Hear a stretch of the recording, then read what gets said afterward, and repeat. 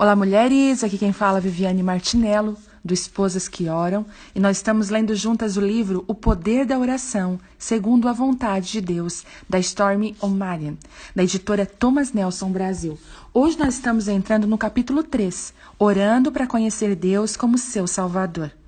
Enquanto lia os livros que o pastor Jack me dera, pude identificar imediatamente duas razões para aceitar Jesus como meu Salvador. A primeira razão era para ficar completamente livre da culpa. Meu sentimento de culpa era devastador, mas por todas as razões erradas. Eu não tinha nenhum remorso pelas coisas que fizera, que de fato eram erradas. Eu considerava ações como mentir e ter aventuras amorosas como um meio de sobrevivência, e me recusava a me sentir mal a respeito disso. Sempre que eu me sentia culpada, achava que era porque minha mãe havia incutido em mim sua raiva constante. Ela tinha um jeito de fazer tudo o que eu realizava parecer errado. Em alguns dias, eu me sentia culpada até por estar viva. Contei a história do abuso que sofria de minha mãe em meu livro Stormy, uma história de perdão e cura, e também no livro Senhor, Quero Ser Plena, meu livro sobre cura emocional. Não vou contá-la novamente aqui, mas apenas para que você entenda como eu estava me sentindo. É importante contar que minha mãe às vezes me trancava em uma pequena despensa debaixo da escada, onde a roupa suja era guardada em um velho cesto de vime. Sempre que ela fazia isso, gritava: "Você não vale nada e nunca vai ser nada." Nunca tive muita certeza do que havia feito que justificasse ser trancada no armário, mas sabia que deveria ser algo muito ruim. Eu sabia que devia ser uma menina má e acreditava que todas as coisas negativas que ela dizia ao meu respeito eram certamente verdade. Afinal, ela era minha mãe. Todo mundo tem algum tipo de culpa pelos erros do passado, às vezes por coisas que sabemos que fizemos, e às vezes é um profundo arrependimento pelo que acreditamos que poderíamos ter evitado. E outras vezes pela violação de certas leis naturais, das quais nem sequer estávamos cientes. Seja qual for o motivo, o peso da culpa repousa sobre nós como um fardo esmagador, e a menos que o eliminemos, irá nos afastar da plenitude da vida. O que pode tirar a nossa culpa? Considere, por exemplo, o homem que acidentalmente deu ré no carro sobre sua filha de 2 anos de idade e a matou. Ou a mulher que usava drogas quando estava grávida e deu à luz a uma criança com lesão cerebral. E quanto à mãe que acidentalmente atirou em seu filho adolescente e o matou quando ele chegava em casa tarde da noite e ela pensou que fosse um ladrão? Como essas pessoas podem se libertar da culpa de danos devastadores e irreparáveis como esses? Como você e eu vivemos com dolorosos arrependimentos? Se eu não tivesse esses pensamentos, reproduzem a agonia de situações que nunca poderão ser mudadas. Está feito. E não há maneira de viver com essas verdades a menos que você as empurre lá para o fundo e nunca se permita senti-las novamente. Não fale sobre isso. Não traga à tona. O problema é que você pensa que está conseguindo fugir dessas verdades, até que elas começam a vir à superfície. Elas surgem da forma de uma doença, ou talvez afetem a sua mente e emoções, tornando-o irritadiço, introvertido, fóbico ou deprimido. Como você e eu vivemos com os nossos sentimentos de culpa por coisas que não são culpa nossa, mas que tememos que possam ter sido? Se eu tivesse sido mais obediente, talvez meu pai não tivesse nos deixado. Será que levei meu marido a ter esse caso?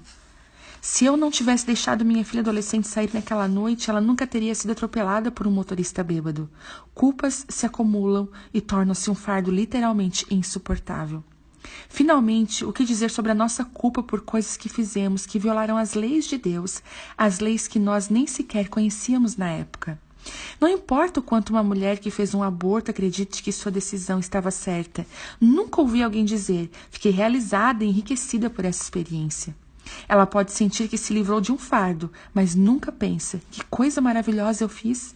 Sei que realmente percebi o propósito de Deus para minha vida e eu sou uma pessoa melhor por causa disso." Quer reconheça ou não, a culpa está lá, porque ela violou uma lei da natureza. O que ou quem pode nos livrar dessa culpa? As palavras de um amigo que diz: "Não se preocupe com isso, não foi culpa sua, você não pode culpar a si mesmo." Nunca o livram do que você sente por dentro. Somente o perdão de Deus pode fazer isso. Quando recebemos Jesus, somos imediatamente libertos da punição por nossos erros do passado. E pela primeira vez na minha vida, eu me senti livre de ter de enfrentar o fracasso de meu passado a todo instante. A segunda razão, importante para aceitar Jesus, era ter paz por saber que o meu futuro estava seguro, e não apenas o meu futuro eterno. Jesus disse que todo aquele que crer nele terá a vida eterna, João 6,40. Mas o meu futuro nesta vida também está seguro. Deus promete que se nós o reconhecermos, Ele nos guiará com segurança ao caminho certo. Provérbios 3:6. Isso não significa que teremos de imediato todos os nossos problemas resolvidos e nunca mais experimentaremos a dor novamente. Mas iremos possuir o poder dentro de nós para alcançar o nosso pleno potencial. Nunca poderemos encontrar uma maior segurança do que essa. Vida antes da morte. Quando Jesus morreu na cruz, ele também ressuscitou dos mortos, para quebrar o poder da morte sobre qualquer pessoa que receber a sua vida. Jesus venceu a morte, quer seja no final da nossa vida ou nas múltiplas formas que enfrentamos a morte diariamente. Para a morte dos nossos sonhos, finanças, saúde ou relacionamentos, Jesus pode trazer a sua vida para ressuscitar essas áreas mortas em nós. Portanto, não temos de nos sentir desanimados, e Ele também dá a todos os que se abrem para Ele uma qualidade de vida que é significativa, abundante e plena. Ele transcende toda a nossa limitação e imperfeição e nos permite fazer coisas que nunca teríamos sido capazes de fazer sem Ele. Ele é o único com poder e autoridade sobre a escravidão ou as emoções que nos torturam. É o único que pode nos dar a vida antes da morte, assim como a vida futura. Sem Ele, nós morremos um pouco a cada dia. Com Ele, nos tornamos cada vez mais vivos. Quando Terry e eu nos encontramos com o pastor Jack na primeira reunião da semana seguinte, ele me perguntou diretamente: "Bem, o que você achou dos livros que eu lhe dei?" "Eu acho que eles representam a verdade", eu respondi com uma confiança atípica.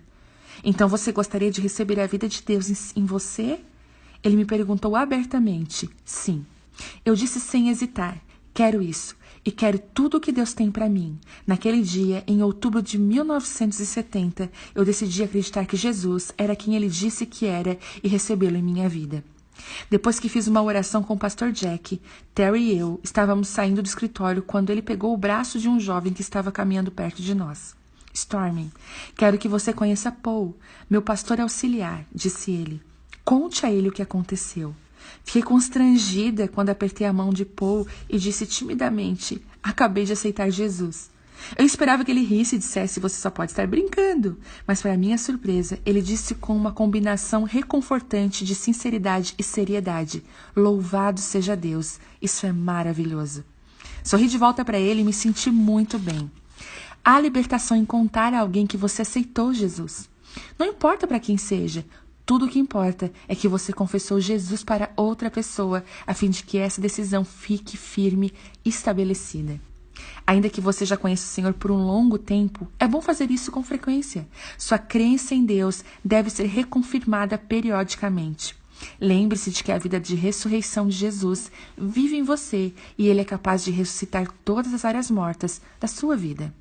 Também é bom escrever a data em que você aceitou o Senhor em sua Bíblia ou em um livro de registro que não será jogado fora. Isso documenta a sua nova data de nascimento para que, caso alguma vez você tenha qualquer dúvida ou confusão sobre se isso realmente aconteceu, terá esse registro escrito em preto e branco. Uma das minhas amigas nasceu de novo 6 ou 7 vezes, porque as suas emoções eram frágeis e sua mente tão perturbada pela opressão que ela nunca tinha certeza de que realmente havia aceitado o suficiente da primeira vez. Isso não é necessário. Você jamais nasce de novo por acaso. Quando recebe Jesus, é porque Deus, o Pai, está atraindo para Ele. Jesus disse: "Ninguém pode vir a mim se o Pai que me enviou não o atrair." João 6:4. Uma vez que Deus o atrai para Ele, está feito. De uma vez por todas, você está liberto da culpa, o seu futuro está seguro e você está salvo da morte em cada área de sua vida. O cristianismo é uma revelação viva com Deus por meio de Jesus, seu Filho. A salvação não é apenas algo que Jesus fez por nós, é Jesus vivo em nós. Você pode ter nascido em uma família cristã ou ter frequentado uma igreja cristã por toda a sua vida. Mas se você não disse a Deus que quer receber Jesus, você não nasceu para o reino de Deus. Não pode herdá-lo, obtê-lo por osmose, transplantá-lo, implantá-lo ou fazer um pedido a uma estrela por ele. Você precisa declarar a sua fé diante do Senhor. Depois que me tornei cristã, eu comecei a conversar com meus amigos sobre a minha experiência, especialmente com a minha melhor amiga Diane. Nós sempre estivemos muito próximas, mas agora não podíamos compartilhar a experiência mais importante da minha vida. Havíamos nos envolvido com o ocultismo juntas e ela pensou que eu estava louca ao me envolver nessa coisa de Jesus. Um dia, porém, ela me ligou, sentindo-se muito deprimida. O Senhor realmente faria diferença em sua vida, eu disse a ela. Jesus não é como os deuses que estudamos no ocultismo. Aqueles deuses não têm poder para nos libertar. Jesus tem. Ele pode libertá-la da opressão. Ao que tudo indicava, eu a havia convencido da grande diferença que o Senhor tinha feito na minha vida, porque ele me pediu para orar com ela para aceitar Jesus como seu Salvador. Era a primeira vez que eu levava alguém ao Senhor e estava nervosa e preocupada se estava fazendo da forma certa. Mas eu havia ouvido o pastor Jack levar as pessoas ao Senhor de sua forma comovente, e por isso lembrei algumas das coisas que ele disse. A oração a seguir é semelhante à oração que pedi que minha amiga Diane repetisse comigo. E se você quer receber Jesus em sua vida, pode fazer essa mesma oração também. Jesus, eu reconheço o Senhor nesse dia. Eu creio que o Senhor é o Filho de Deus, como o Senhor diz que é. Embora seja difícil compreender um amor tão grande, eu acredito que o Senhor entregou a sua vida por mim, para que eu pudesse ter vida eterna e abundante agora. Eu lhe peço que me perdoe por não viver do seu jeito. Eu preciso do Senhor para me ajudar a me tornar tudo o que o Senhor me criou para ser. Entre em minha vida e me encha com seu Espírito Santo. Expulse toda a morte acumulada em mim pelo poder da sua presença e neste dia transforme a minha vida em um novo começo. Se você não se sentir à vontade com essa oração, então fale com Jesus como faria com um bom amigo. E confesse que cometeu alguns erros. Diga a ele que você não pode viver sem ele. Peça-lhe que perdoe e entre no seu coração. Diga a ele que você quer recebê-lo como Senhor e agradeça pelo seu perdão e pela vida eterna. Se você deseja renovar o seu compromisso com o Salvador, faça a seguinte oração. Jesus, eu reconheço a sua presença em minha vida e sei que o Senhor vive em mim porque eu o aceitei como Salvador. Sei que o Senhor morreu por mim e é capaz de ressuscitar as áreas mortas da minha vida. Mostra-me as partes em que eu não estou andando plenamente em tudo que o Senhor tem para mim. Eu assumo um novo compromisso de viver o seu jeito. Ferramentas da verdade.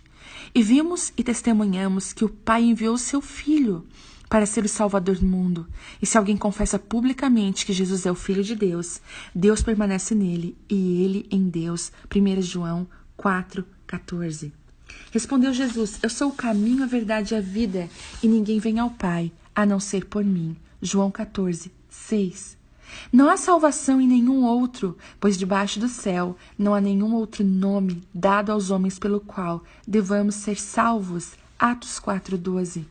Ninguém pode ver o reino de Deus se não nascer de novo. João 3,3. E se você confessar com a sua boca que Jesus é o Senhor e crer em seu coração que Deus o ressuscitou dentre os mortos, será salvo. Romanos 10,9.